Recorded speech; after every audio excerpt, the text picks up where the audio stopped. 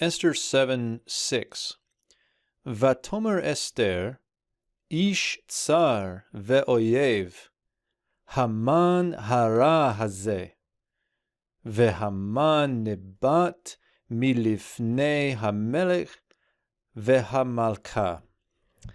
So we get here Esther's response today, and so we have Esther as the subject explicitly here, and then the call imperfect third feminine singular of the root amar plus the vav consecutive. So pretty standard setup here, and Esther said. Here's what she said. A man of distress and an enemy. So man of distress here would be, I think what the ESV does with this is says a foe. So a foe and an enemy. I believe that Halot takes this word tsar as like a political or military enemy. And so you could have here something like an enemy and an enemy, something like that. But foe and enemy is good, or a man of distress, a man of adversity, something like that. Notice here how generic this is. And next, notice how specific we get. Haman. There's the proper name. Now, I want you to look at the accents here for a second. I've set this off individually as a line so that we can look at these accents of how they may be helpful. Now, I think the ESV does something like this wicked Haman, and that would be okay. But if you look at the accents, this tifcha marks off the wicked Haman on its own before it gets to this.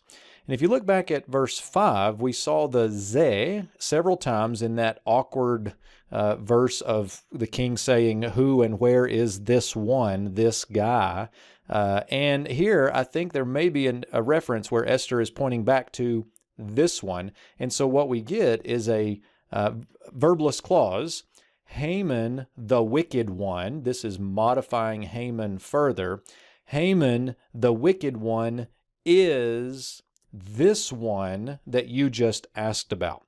Now that gets a little bit complicated. We could just say this wicked Haman in order to further modify this adversary and foe. But as we're looking at grammar and detailing it out, I think that's some way that we could think of it. Haman, the wicked one, is this guy that you've been asking about. And next we get Haman's reaction. And Haman, notice here the topic is fronted. And Haman, we want the focus to be on him. Haman and Haman. You might be thinking of a play or theater, and the spotlight comes right on Haman's face here. Haman was struck by sudden fear. The verbal root here is ba'at. It's in the nifal perfect, third masculine singular here. From before the king and the queen.